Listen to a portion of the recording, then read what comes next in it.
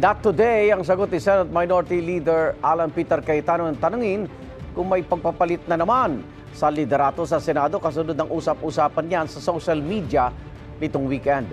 Ayon kay Cayetano, wala pa raw sapat na bilang para palitan ng Senate President. Sabi rin ni Senador Erwin Tulfo at Senador Amy Marcos, wala silang naririnig tungkol sa palitan ng liderato sa Senado.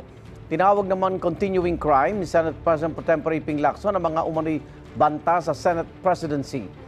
Si Senate President Tito Soto wala rin daw naririnig na hindi nasisiyahan sa kanyang pamumuno. Sir, yung sinasabing change ng leadership, may chance ba?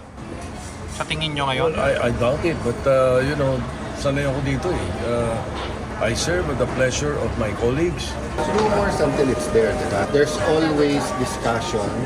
Ako personally, I think everyone's campaigning instead of governing. So it's really, do you get 13 people of like minds? But as of today, wala pa yung 13 na yan o yung 13 hindi present.